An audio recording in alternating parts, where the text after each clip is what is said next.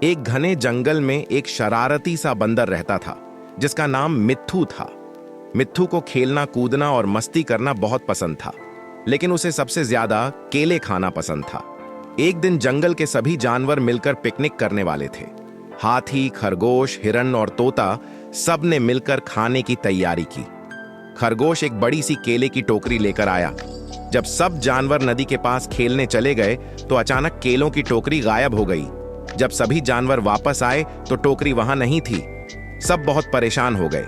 हाथी बोला, ये केले किसने लिए? खरगोश बोला, अब पिकनिक कैसे होगी? तभी मिट्ठू बंदर पेड़ पर बैठा सब देख रहा था। उसने जमीन पर छोटे छोटे पैरों के निशान देखे। मिट्ठू ने सोचा, मुझे पता लगाना होगा कि केले किसने लिए।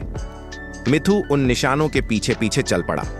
थोड़ी दूर जाने पर उसने देखा कि एक छोटी सी लोमड़ी केलों की टोकरी के पास बैठी है और चुपके चुपके केले खा रही है। मिट्ठू हंसकर बोला, अरे लोमड़ी, ये तो सबके लिए थे।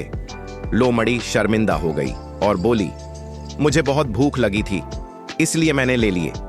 मिट्ठू बोला, अगर तुम पूछ लेती तो सब तुम्हें भी देते। फिर मिट्ठू लोमड़ी को साथ लेकर सभी जानवरों के पास गया। लोमड़ी ने सबसे माफी मांगी। सभी जानवर बोले, कोई बात नहीं, चलो अब मिलकर पिकनिक करते हैं।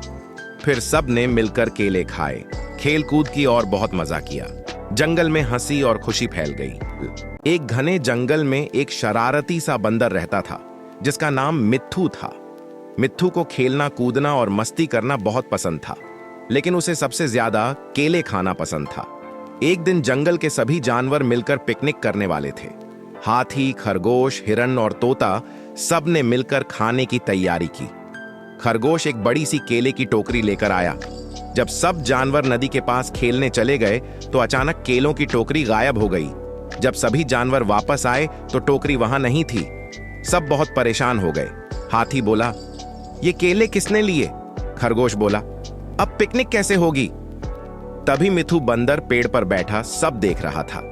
उसने जमीन पर छोटे छोटे पैरों के निशान देखे। मिट्ठू ने सोचा, मुझे पता लगाना होगा कि केले किसने लिए। मिट्ठू उन निशानों के पीछे पीछे चल पड़ा। थोड़ी दूर जाने पर उसने देखा कि एक छोटी सी लोमड़ी केलों की टोकरी के पास बैठी है और चुपके चुपके केले खा रही है। मिट्ठू हंसकर बोला, अरे लोमड़ी, ये तो सबके लिए थे। लोमड़ी शर्मिंदा हो गई और बोली, मुझे बहुत भूख लगी थी, इसलिए मैंने ले लिए। मिट्ठू बोला, अगर तुम पूछ लेती तो सब तुम्हें भी देते। फिर मिट्ठू लोमड़ी को साथ लेकर सभी जानवरों के पास गया। लोमड़ी ने सबसे माफी मांगी। सभी जानवर बोले, कोई बात नहीं, चलो अब मिलकर पिकनिक करते हैं। फिर सब ने मिलकर केले खाए, खेल कूद की और बहुत मजा किया। जंगल में हंसी और खुशी फैल गई। एक घने जंगल में एक शरारती सा बंदर रहता था जिसका नाम मिट्ठू था। मिट्ठू को खेलना कूदना और मस्ती करना बहुत पसंद था, लेकिन उसे सबसे ज्यादा केले खाना पसंद था। एक दिन जंगल के सभी जानवर मिलकर पिकनिक करने वाले थे। हाथी, खरगोश, हिरन और तोता सब ने मिलकर खाने की तैयारी की। खरगोश एक बड़ी सी केले की टोकरी लेकर आया। जब सब जानवर नदी के पास खेलने चले गए तो अचानक केलों की टोकरी गायब हो गई। जब सभी जानवर वापस आए तो टोकरी वहां नहीं थी। सब बहुत परेशान हो गए। हाथी बोला, ये केले किसने लिए? खरगोश बोला, अब पिकनिक कैसे होगी? तभी मिट्ठू बंदर पेड़ पर बैठा सब देख रहा था। उसने जमीन पर छोटे छोटे पैरों के निशान देखे। मिट्ठू ने सोचा, मुझे पता लगाना होगा कि केले किसने लिए। मिट्ठू उन निशानों के पीछे पीछे चल पड़ा। थोड़ी दूर जाने पर उसने देखा कि एक छोटी सी लोमड़ी केलों की टोकरी के पास बैठी है और चुपके चुपके केले खा रही है। मिट्ठू हंसकर बोला, अरे लोमड़ी, ये तो सबके लिए थे।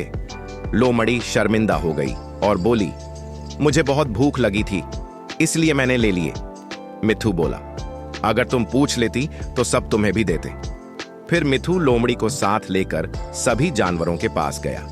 लोमड़ी ने सबसे माफी मांगी। सभी जानवर बोले, कोई बात नहीं, चलो अब मिलकर पिकनिक करते हैं। फिर सब ने मिलकर केले खाए, खेल कूद की और बहुत मजा किया। जंगल में हंसी और खुशी फैल गई। एक घने जंगल में एक शरारती सा बंदर रहता था जिसका नाम मिट्ठू था। मिट्ठू को खेलना कूदना और मस्ती करना बहुत पसंद था, लेकिन उसे सबसे ज्यादा केले खाना पसंद था। एक दिन जंगल के सभी जानवर मिलकर पिकनिक करने वाले थे। हाथी, खरगोश, हिरन और तोता सब ने मिलकर खाने की तैयारी की। खरगोश एक बड़ी सी केले की टोकरी लेकर आया। जब सब जानवर नदी के पास खेलने चले गए तो अचानक केलों की टोकरी गायब हो गई। जब सभी जानवर वापस आए तो टोकरी वहां नहीं थी। सब बहुत परेशान हो गए। हाथी बोला, ये केले किसने लिए? खरगोश बोला, अब पिकनिक कैसे होगी? तभी मिथु बंदर पेड़ पर बैठा सब देख रहा था। उसने जमीन पर छोटे छोटे पैरों के निशान देखे। मिथु ने सोचा, मुझे पता लगाना होगा कि केले किसने लिए। मिथु उन निशानों के पीछे पीछे चल पड़ा। थोड़ी दूर जाने पर उसने देखा कि एक छोटी सी लोमड़ी केलों की टोकरी के पास बैठी है और चुपके चुपके केले खा रही है। मिथु हंसकर बोला, अरे लोमड़ी, ये तो सबके लिए थे। लोमड़ी शर्मिंदा हो गई और बोली, मुझे बहुत भूख लगी थी, इसलिए मैंने ले लिए।